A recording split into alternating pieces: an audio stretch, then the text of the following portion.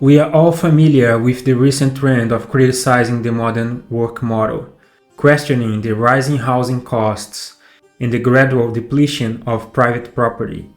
The phrase, "you will own nothing and be happy," has obviously become overused in many forums. But I'm not here to beat a dead horse.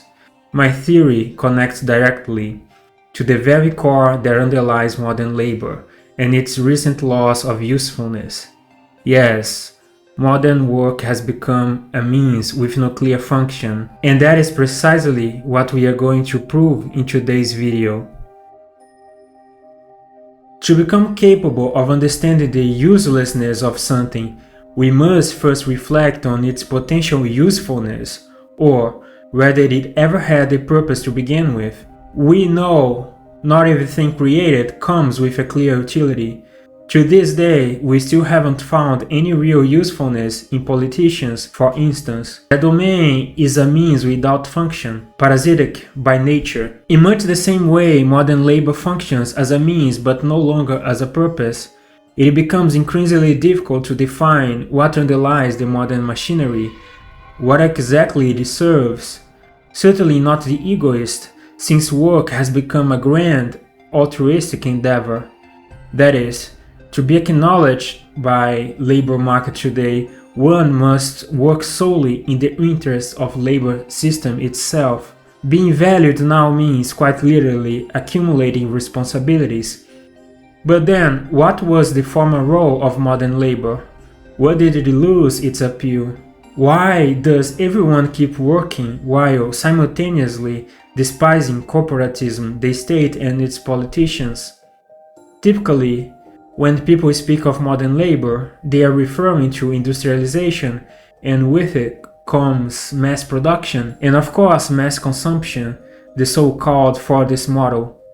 Nations reap the benefits of international trade and the global division of labor.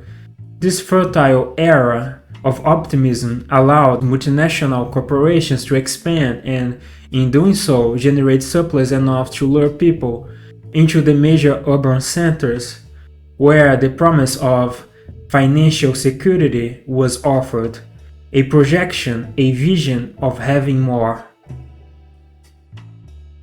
Over time, it was expected that this would enable the creation of wealthier nuclear family models. The aim was to provide better living conditions for one's family.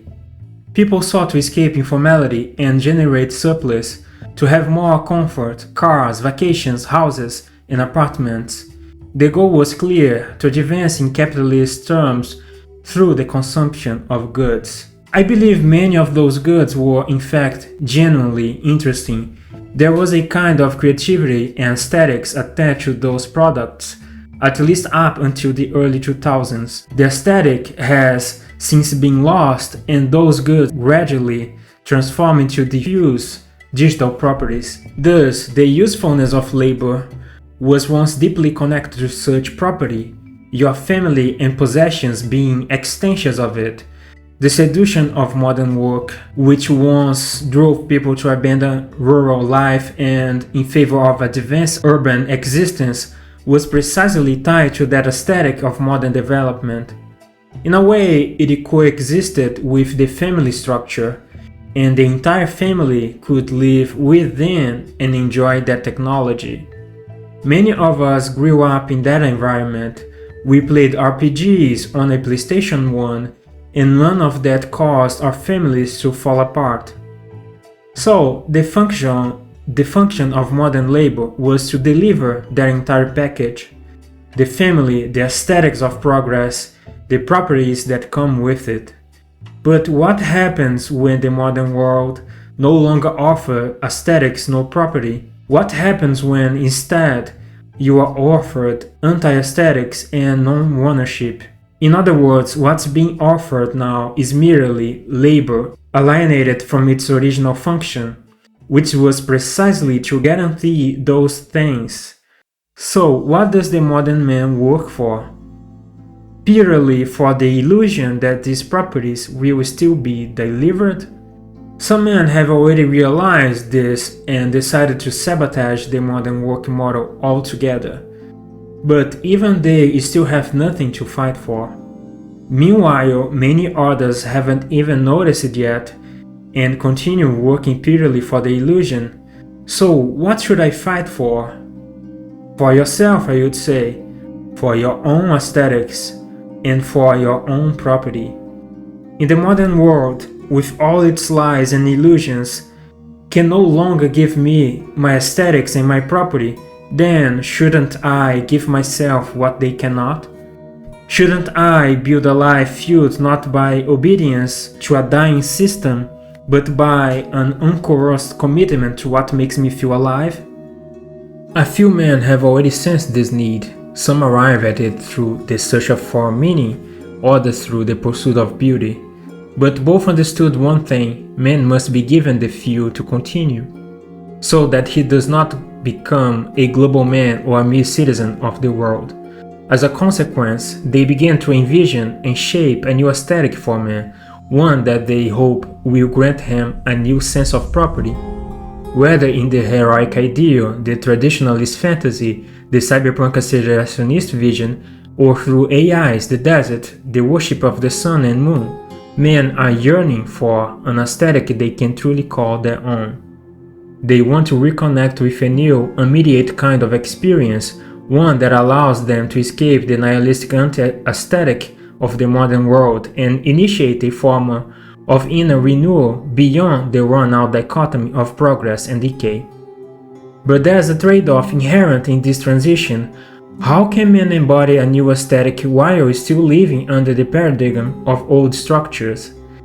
This transition cannot rely on mere fragmentation, it demands a dissolution, a creative destruction capable of despising what is obsolete and giving way to a new structure, a new dynamic of power.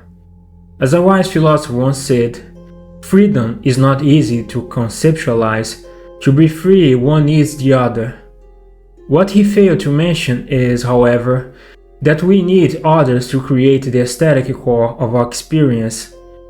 Every traditional man, in essence, seeks to gather the fragments of his own experience, the experience of the traditional man, the one who feels in control of his lineage, who feels served by his family and is strong enough to protect it.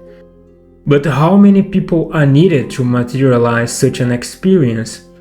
How many must be despised for it to be solidified? How many laws must fall? How much land? How many wives? We have more questions than answers. Much of this obsolete masculine aesthetic has revolved around criticizing what feminists do with their bodies, yet none of these men seem conservative enough to criticize what those same women do with their children. Man only seems to care about things insofar as they relate to his potential to sexually dominate a woman. They are superficial and they are hypocrites. It's no wonder they struggle to claim these things are their own.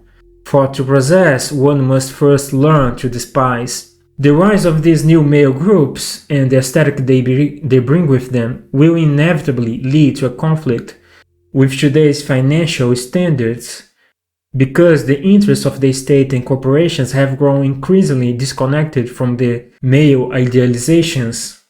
Corporations only serve these men insofar as they can impose their model of soft slavery, a model that is rarely uncoerced. Behind every form of mass production lies a hidden ideology and the ever-present threat of being reduced to just another citizen of the world.